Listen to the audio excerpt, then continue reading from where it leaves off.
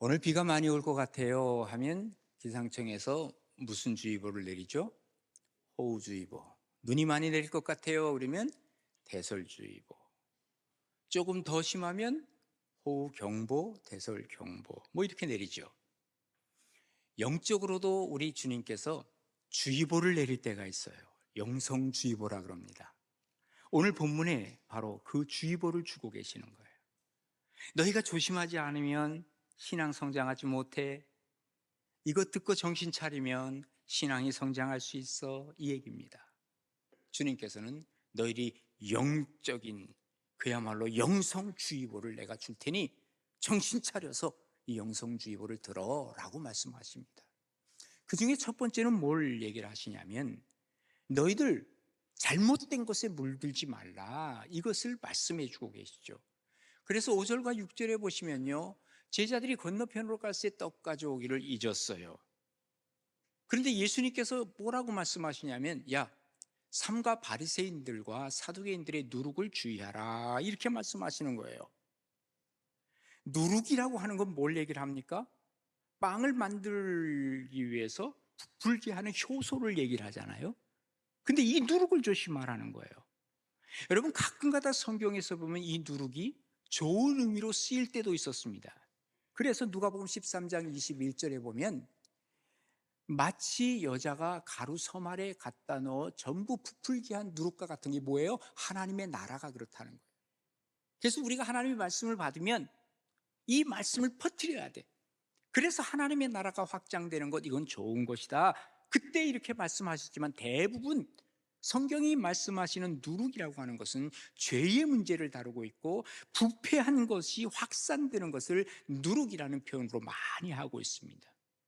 오늘 본문에서도 마찬가지입니다. 바리새인들과 사두개인들의 누룩을 주의하라. 이 말은 뭐예요? 그들이 행동하는 것, 그들의 말들, 이런 것이 더 확산되지 못하도록 그들에게 물들지 말라, 그 말이에요. 6월절이 되면 하나님께서 주의시킨 것이 있습니다. 6월절 바로 전에 청소를 시켰어요. 온 집안에. 지금도 이스라엘 사람들은 6월절이 되면 온 가구를 다 내려놓고 그리고 청소를 합니다. 그게 바로 누룩을 제거하는 그러한 목적으로 하라고 하셨어요. 주님께서는 이 누룩을 제거하라는 것이죠. 물들지 말라는 거예요. 바리새인, 서기관, 그리고 이 사두개인들, 이런 사람들은 당대의 지도층이었습니다. 근데 문제는 이 사람들이 겉과 속이 다른 것이 문제입니다. 한마디로 말해서 이들은 이중적이었고 그리고 위선적인 것들을 하나님은 지적하고 계시는 겁니다. 이 사람들은 사회적 지도층에 있었기 때문에 자기들이 굉장히 존경을 받고 싶었던 거예요. 그러면 존경받으려면 속속들이 존경받을 만한 일을 하고 그러면 되는데 속은 시커머면서 겉으로 깨끗한 척하는 거예요. 그래서 거짓으로 율법을 자기들은 잘 지키는 것처럼 척하는 거죠. 사두개인들은 어떻습니까? 자기들이요, 백성들을 굉장히 위하는 척합니다. 근데 속에 들어가면 그게 아니라 자기들을 드러내서 결국은 로마에 자기들이 인정받아서 자기들이 어떤 지위를 차지하고 싶은, 이게 바로 사두개인들의 마음이었습니다. 이 그들도 역시 뭐예요? 자기들의 실속을 챙기는 척하는 사람들이었습니다. 대부분의 바리새인들, 대부분의 사두개인들은 척하는 사람들입니다.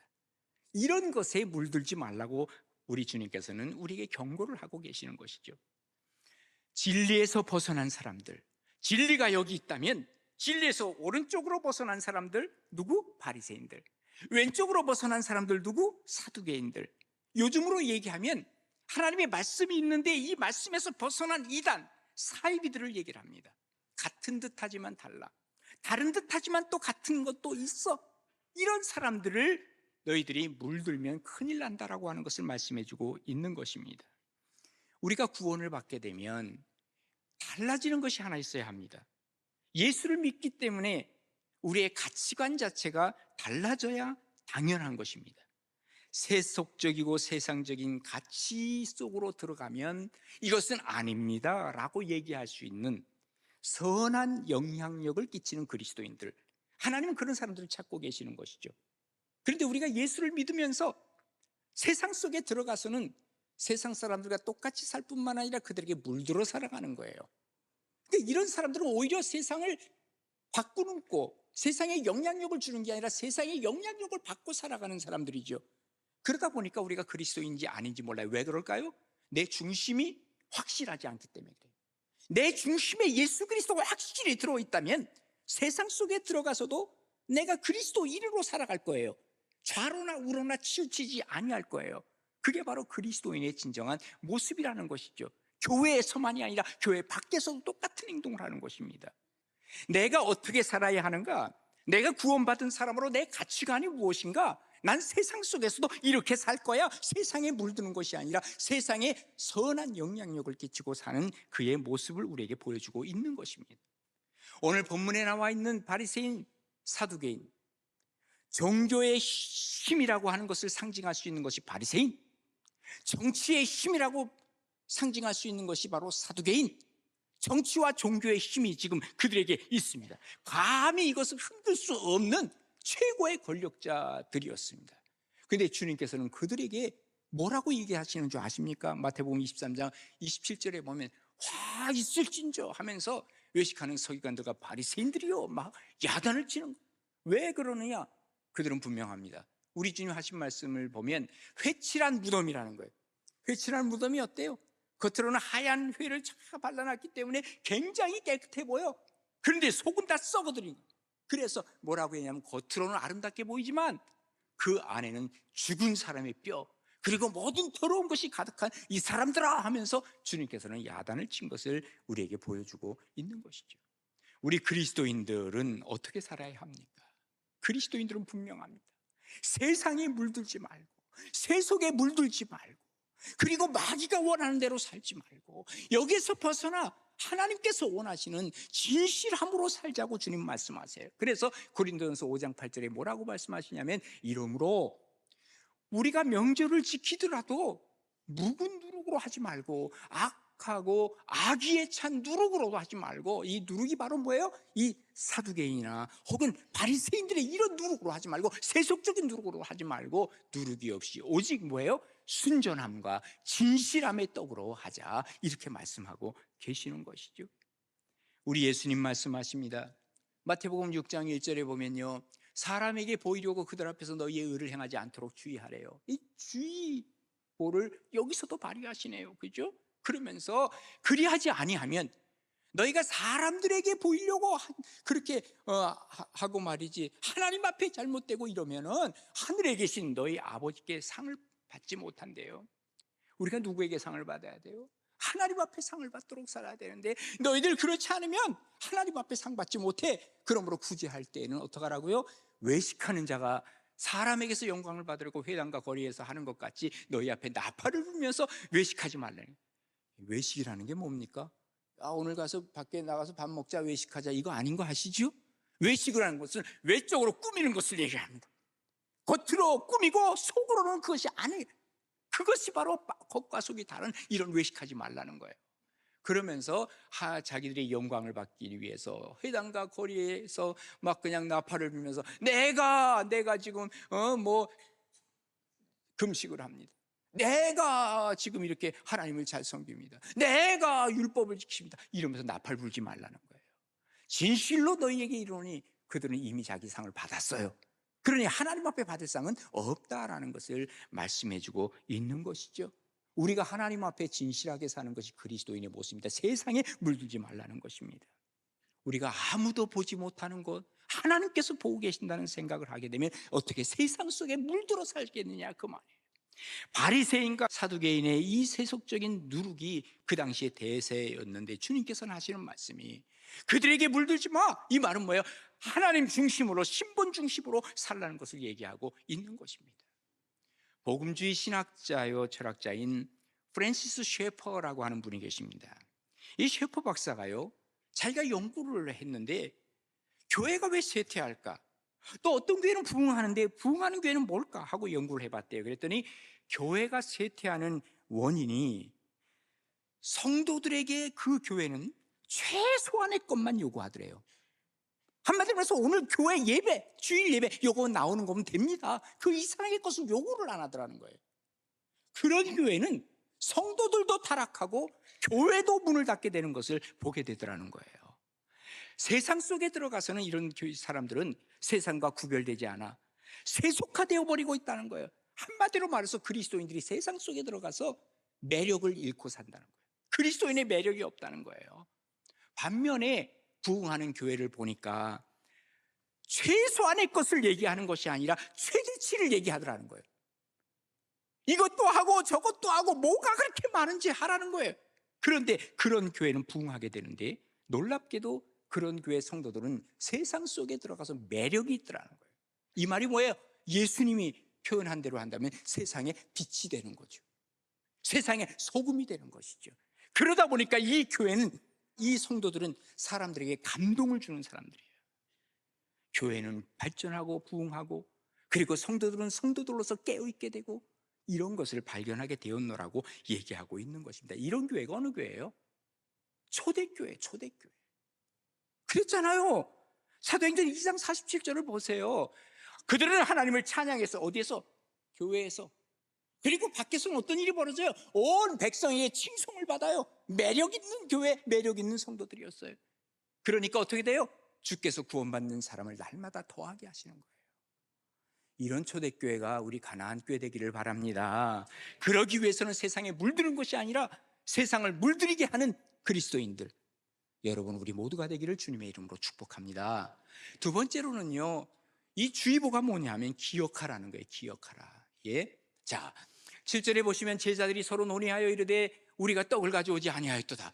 주님께서 뭐라 그랬었어요? 건너편에 가시면서 야, 바리새인과 사두개인들의 누룩을 조심해, 이런 말씀을 하시니까 아이고야, 우리가 떡 안 가져온 것 가지고 이제 먹을 것이 없어서 그러시는구나, 이렇게 생각했다는 거예요. 제자들은. 예수님께서 그걸 다 아시죠, 그들의 생각을. 그러면서 뭐라 그러세요? 야, 이 사람들아, 믿음이 적은 자들아, 어찌 떡이 없으므로 서로 논의하느냐. 그래서 뭐라 그래요? 너희가 아직도 깨닫지 못하였느냐? 떡 5개와 5개로 5,000명 먹이지 않았니? 그리고 그 죽은 것이 몇 바구니야? 12바구니 아니냐? 그리고 떡 7개와 4,000명을 먹이지 않았냐? 죽은 것이 몇 광줄이냐? 7광줄이 아니냐? 너희들 왜 이거 기억하지 못해? 이 말은 무슨 말이에요? 언제라도 또 하실 수 있다 없다? 있다. 네? 과거에 주신 은혜는 지금도 주실 수 있는 거예요. 하나님은 불변하신 하나님이에요. 출애굽하게 하신 하나님, 홍해바다 가르게 하신 하나님, 오늘 내가 길이 없다고 할 때 하나님이 길을 열어주신 하나님, 똑같은 하나님인 줄로 믿으시기 바랍니다. 기억하라는 거예요. 뭘? 하나님께서 역사하시고 하나님께서 하신 이 말씀을 기억하라는 거예요. 예. 그래서 신명기 7장 19절에 보면요, 내 하나님 여호와께서 너를 인도하여 내실 때에 내가 본 큰 시험들, 그리고 이적들, 기사들, 강한 손과 그리고 편파를 뭐 하라고요? 하나님의 그 표심파를 기억하라는 거예요.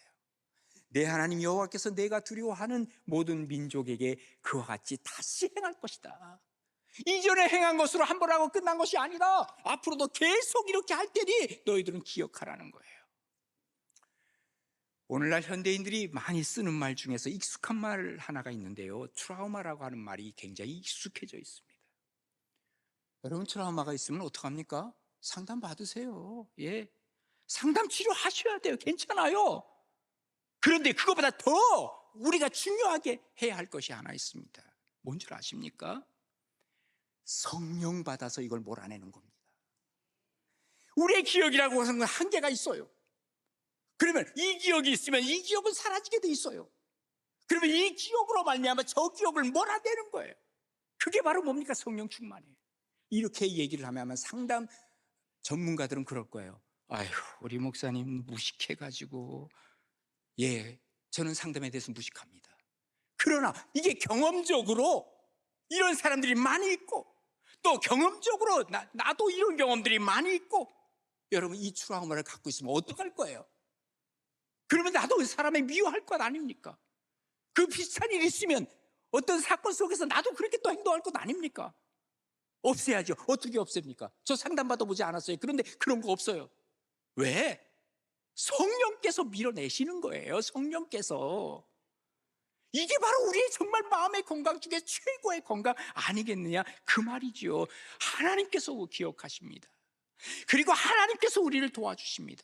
그러기에 하나님을 기억하라고 우리에게 말씀하고 계십니다. 안 좋은 것 더 이상 기억하지 말라는 겁니다. 성령 충만하여 안 좋은 것 몰아내라고 하는 것을 주님은 말씀하고 계시는 거예요. 기억할 걸 기억하고 잊을 것은 잊을 수 있는 것이 바로 우리의 삶의 모습입니다.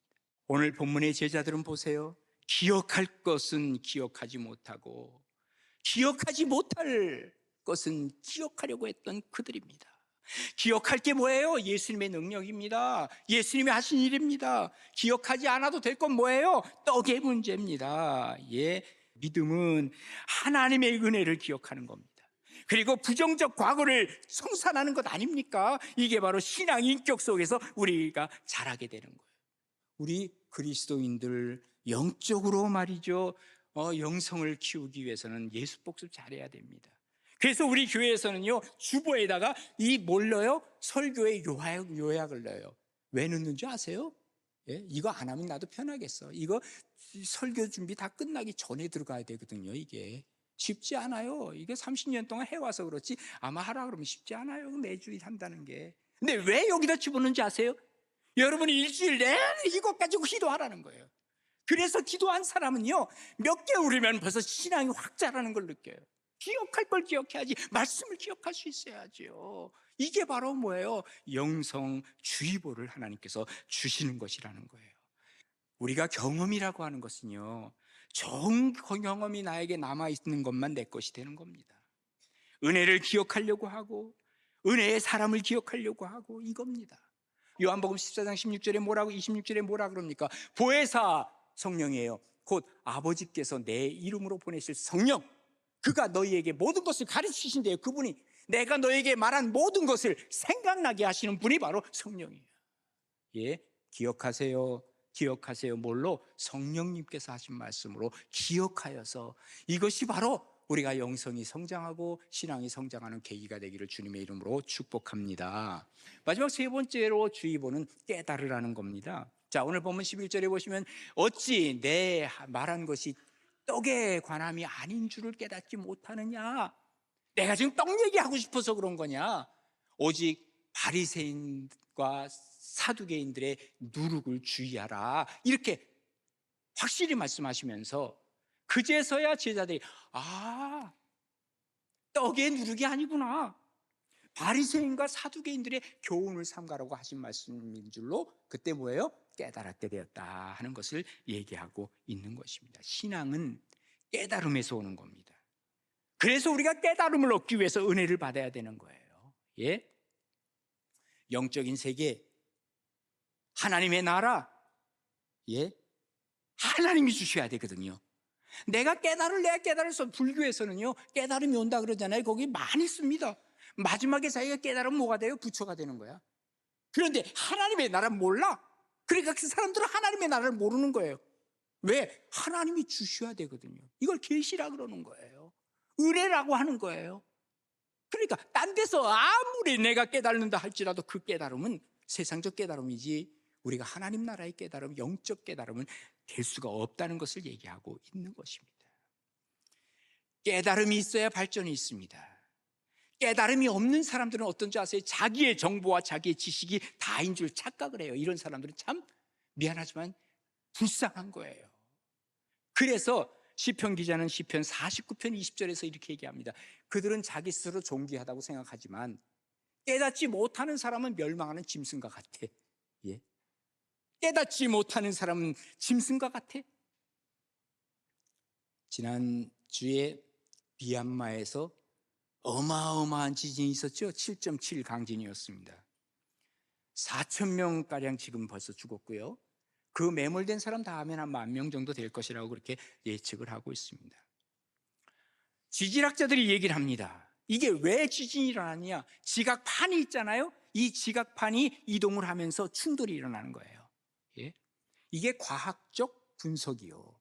이것은 정확한 분석일 것입니다. 근데 여기서 끝. 이게 뭐예요? 깨달음이에요. 그런데 이 깨달음은 뭐예요? 영적 깨달음은 아니에요. 여기서 한 단계 더 넘어가야만 합니다. 그래서 성경은 이 단계를 얘기를 해주는데 마태복음 24장 6절에 보면 이렇게 기록하고 있습니다. 난리와 난리의 소문이 우리에게 들릴 거예요. 예.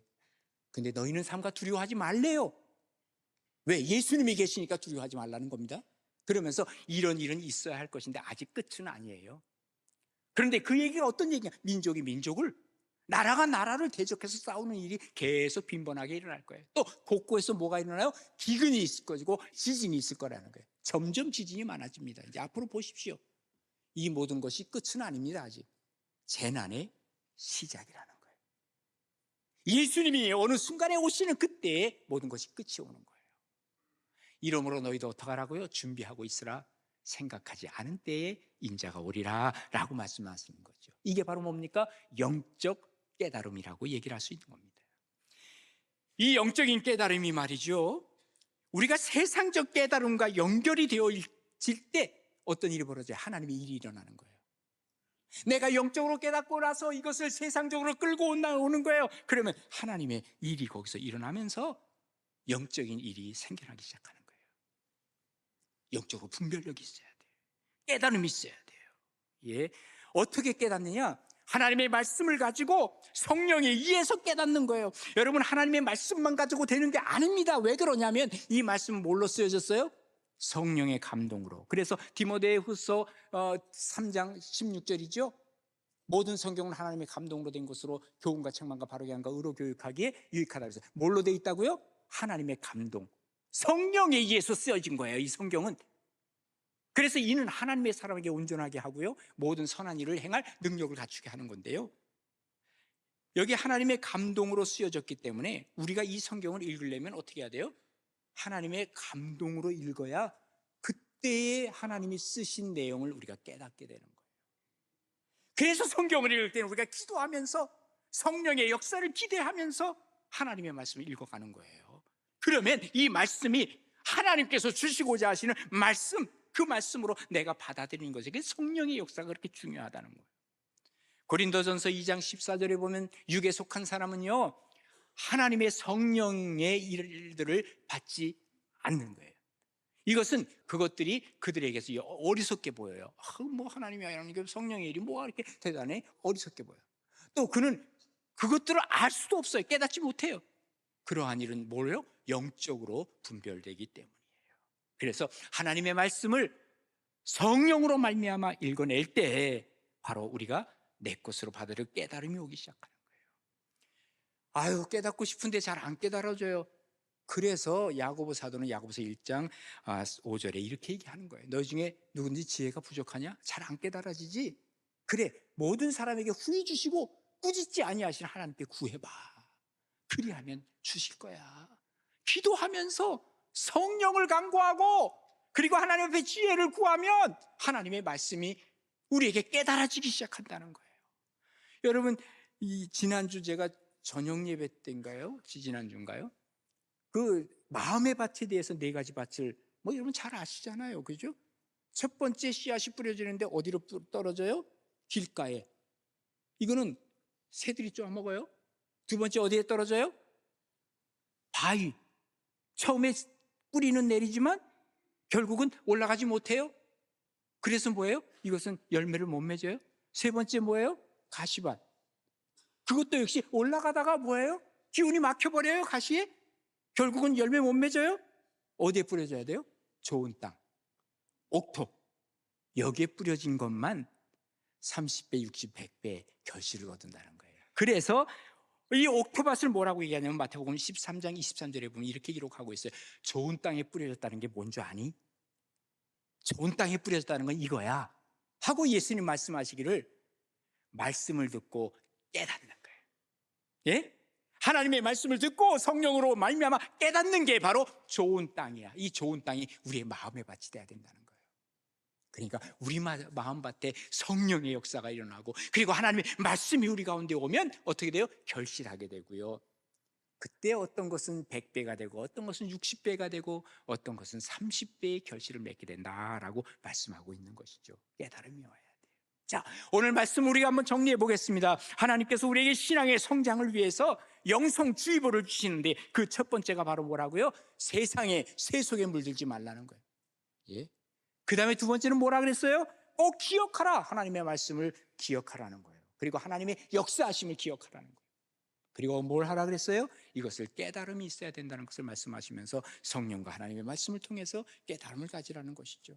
여러분, 이 영성주의보 잊지 말고 하나님 앞에서 이걸 간직함으로 말미암아 우리의 신앙은 성장하고 그리고 하나님께 더 가까이 나아가는 복된 여러분 되시기를 주님의 이름으로 축복합니다.